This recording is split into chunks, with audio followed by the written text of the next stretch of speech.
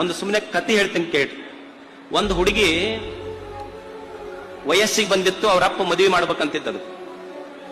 ಮದುವೆ ಮಾಡ್ಕೊಳ್ಳುವಾಗ ಅವ್ರ ಅಪ್ಪ ಹೇಳದ್ನಂತ ಹುಡುಗಿಗೆ, ನೋಡವ ಮತ್ ನಿನಗೆ ವರ ನೋಡಕತ್ತೀವಿ, ಅಲ್ಲಿ ನಮಗ್ ಗೊತ್ತಿಲ್ಲ ಮಂದಿಗೆ ಏನ್ ಹುಡುಕೋದು, ನಮ್ಮ ಓಣ್ಯಾಗ ಮತ್ ನಮಗ್ ಗೊತ್ತಿದ್ದ ಹುಡುಗ ಕಲ್ಲು ಹೊಡಿತಾನ, ಇದ ಕಲ್ಲು ಹೊಡಿಯೋ ಹುಡುಗನ ಮದುವೆ ಆಗುವಂತ. ಅವಾಗ ಹುಡುಗಂತೂ ನಾ ಕಲ್ಲು ಹೊಡೆ ಹುಡುಗ ಮಾತ್ರ ಮದುವೆ ಆಗೋದಿಲ್ಲ ಅನ್ಲಕ್ಕೆ, ನಾ ಮದುವೆ ಆಗೋದಾದ್ರೆ ಅವ ಭಾರಿ ಶಕ್ತಿವಂತ ಇರ್ಬೇಕು, ಅಂತವನ್ ಮದುವೆ ಆಗ್ತೇವೆ. ಅವ್ರಪ್ಪ ಅಂದ, ಮತ್ತೆ ನಮಗ್ ಕಲ್ಲು ಹೊಡೆ ಹುಡುಗ ಇಲ್ಲೇ ಓಣ್ಯಾಗ ಮಗ್ಗಲ್ ಗೊತ್ತೈತಿ, ಅದಕ್ಕೆ ಮದುವೆ ಆಗಿ ಬಿಟ್ಟಿದ್ರೆ ಮುಗಿತಿತ್ತು, ಅಂಥ ಶಕ್ತಿವಂತನ ಎಲ್ಲಿ ಕರ್ಕೊಂಡ್ ಬರಿಲ್ಲ, ನೀನ ಹುಡುಕು ಅಂದವ. ಅವಾಗ ಅಕ್ಕಿ ಹೇಳದ್ದು, ಬ್ಯಾಡ ನಾನ ಹುಡುಕ್ತೇನೆ ಅಂತ ಚಂದ್ರನನ್ನು ಕೇಳದ್ಲಕ್ಕೆ.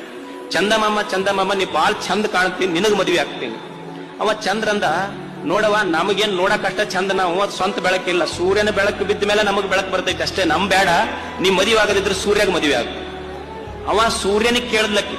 ಅವ ಸೂರ್ಯ ಅಂದ, 15 ಲಕ್ಷ ಕಿಲೋಮೀಟರ್ ದೂರ ಇದ್ದಿದ್ದಕ್ಕ 50 ಬಿಟ್ಟು 56 ಅಲ್ಲೇ ಹೋಕ್ಕವು, ಆ ತಾಪಕ್ಕ ನೀ ನನ್ನ ಮದುವೆ ಆಗ್ತೀವ, ಬೇಡ.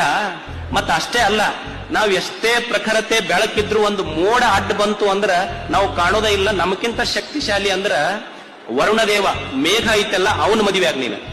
ಆ ಹುಡುಗಿ ಆ ಮೇಘದೂತನ ಹತ್ರ ಹೋತ್, ಮೇಘದೇವನಿಗೆ ಕೇಳಿ, ಅಲ್ಲ ನಿನಗ ಮದುವೆ ಆಗ್ಬೇಕಂತ ಮಾಡೀನಿ. ಅವಾದು ಮೇಘದೂತ ಹೇಳ್ದ, ಮೇಘದೇವ ನಮ್ದೇನ್ ಬೇಡವಾ, ನಮ್ದೇನ್ ಶಕ್ತಿವಂತರ ನಾವು ಅಲ್ಲ, ಒಂದ್ ದೊಡ್ಡ ಕಲ್ಲಿನ ಗುಡ್ಡ ಹಿಂಗ್ ನಿಂತು ಅಂದ್ರ ಮೋಡಗಳ ನಾವ್ ಎಷ್ಟೇ ಫೋರ್ಸ್ ಆಗಿ ಹೋಗ್ಲಿ, ಆ ಕಲ್ಲಿನ ಗುಡ್ಡ ನಮ್ಗೆ ಹಿಡ್ಕೊಂತು ಅಂತಂದ್ರೆ ಮುಗಿತು, ನಮ್ ಮುಂದಕ್ಕೆ ಹೋಗಕ್ ಬರೋದಿಲ್ಲ, ನೀ ಮದುವೆ ಆಗದಿದ್ರ ಕಲ್ಲಿನ ಗುಡ್ಡಕ್ಕಾಗಂತ. ಆ ಹುಡುಗಿ ಆ ಕಲ್ಲಿನ ಗುಡ್ಡಕ್ಕೆ ಕೇಳ್ದ, ಅಲ್ಲ ನೀ ನನಗ್ ಮದುವೆ ಆಗಿ, ನೀ ಬಹಳ ಶಕ್ತಿಶಾಲಿ ಅಂತಾರ. ಅವಾಗ ಅದು ಕಲ್ಲಿನ ಗುಡ್ಡ ಹೇಳ್ತಂತ, ನಾವೇನು ಶಕ್ತಿಶಾಲಿ ಅಲ್ಲ, ಆ ಕಲ್ಲೊಡೆ ಹುಡುಗ ಬಂದಂದ್ರೆ ನಮಗೊಂದ್ ಚಾನ ಹಚ್ಚಿ ಹೊಡೆದ್ರೆ ಪೂರಾ ಪುಡಿ ಪುಡಿಯಾಗಿ ಹೋಗ್ಬಿಡ್ತೀವಿ ನಾವು. ನೀ ಮದುವೆ ಆಗದಿದ್ರೆ ನಿಮ್ಮ ಓಣ್ಯಾನ ಕಲ್ಲೊಡೆ ಹುಡುಗಾಗ ಅಷ್ಟೇ, ನೀ ಏನ್ ಆಕಾಶದ ಕಡೆ ನೋಡಬೇಡ ಅಂತ.